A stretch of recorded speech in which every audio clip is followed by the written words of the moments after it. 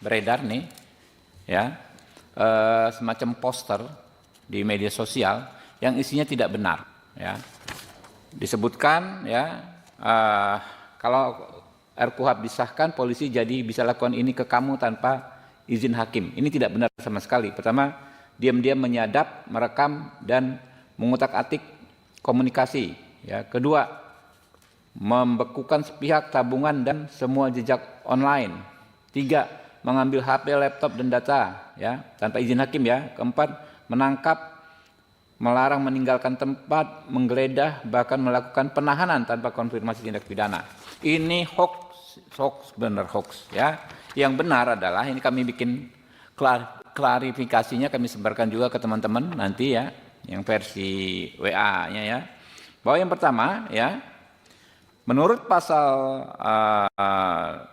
135 ayat 2 KUHP baru, ya, soal penyadapan akan diatur secara khusus di undang-undang yang mengatur penyadapan yang baru akan dibahas setelah pengesahan KUHP baru.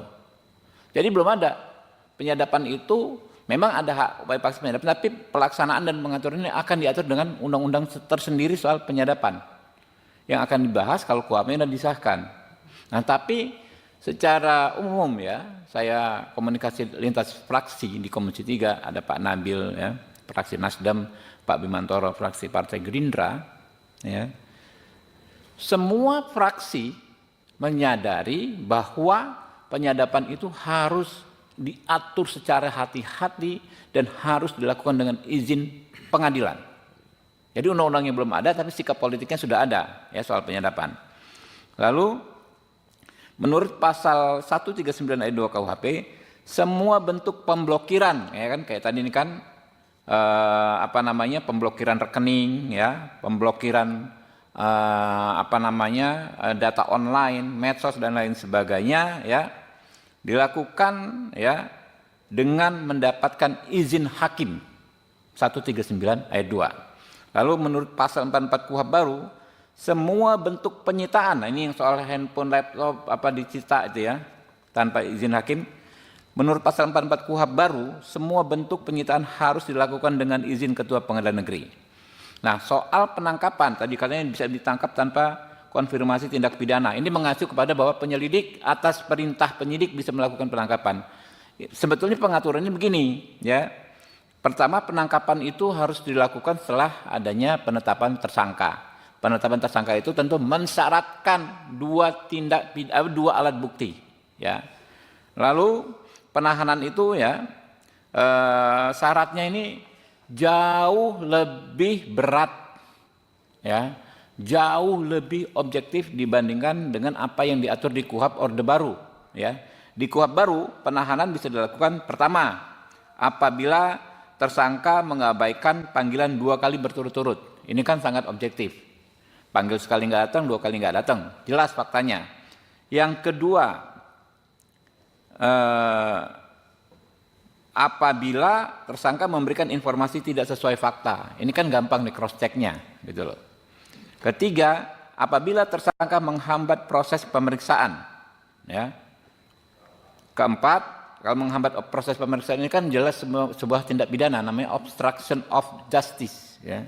Keempat, apabila tersangka berupaya melarikan diri, melakukan ulang tindak pidana, ya, menghilangkan alat bukti dan terancam keselamatannya, atau yang terakhir tersangka mempengaruhi saksi untuk berbohong. Ini juga kan termasuk dalam obstruction of justice yang memang merupakan tindak pidana. Jadi, ya, kalau di KUHP Orde Baru orang itu bisa ditahan hanya dengan 3 kekhawatiran. 1, khawatir melarikan diri, khawatir menghilangkan alat bukti, khawatir mengulangi tindak pidana, yang pemenuhannya unsur yang subjektivitasnya hanya ada pada penyidik. Nah, kalau yang di KUHP baru ini sangat objektif, sangat bisa dinilai, gitu loh. Jadi teman-teman, ya, kami sih terus berdoa sampai sekarang, ya, rekan-rekan Komisi 3 kita di grup, Bismillah kita doakan hari ini bisa disahkan, ya. Semoga nanti benar-benar bisa disahkan KUHP baru, menggantikan KUHP Orde Baru, ya. Jadi aneh kalau ini bilangnya ada poster lain berdua kamu bisa jadi korban KUHP baru. Lah, mereka nggak ngomong sekarang ini banyak sekali orang menjadi korban KUHP Orde Baru.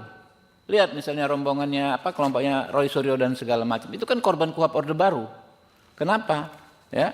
Kalau menurut standar KUHP baru, Roy Suryo CS ini penanganan kasusnya bisa dengan restoratif justice, tapi di KUHP Orde Baru itu nggak diatur. Gitu loh. Kalau menurut KUHP baru ya terhadap Roy Suryo dan kawan-kawan itu sangat sulit untuk dikenakan penahanan karena syaratnya sangat objektif. Hampir nggak mungkin ditahan, orang-orangnya jelas semua, nggak lari dan lain sebagainya. Tapi kalau menurut KUHP Orde Baru ada peluang dia ditahan sewenang-wenang. Pak Roy Suryo dan kawan-kawan ini. Jadi yang darurat itu adalah bagaimana kita mencabut KUHP Orde Baru. Yang emergensi panggilan darurat itu bagaimana segera menghentikan KUHP Orde Baru. Sudah terlalu banyak korban KUHP Orde Baru ini, ya. Mulai dulu kemarin Pak Egy Sujana dan lain sebagainya itu kan korban KUHP Orde Baru. Ya, kita terus ikhtiar ya teman-teman agar memang nanti bisa segera disahkan. Mungkin ada 3 pertanyaan aja ya. Bentar lagi 10 menit lagi kita mulai misalnya. Ya.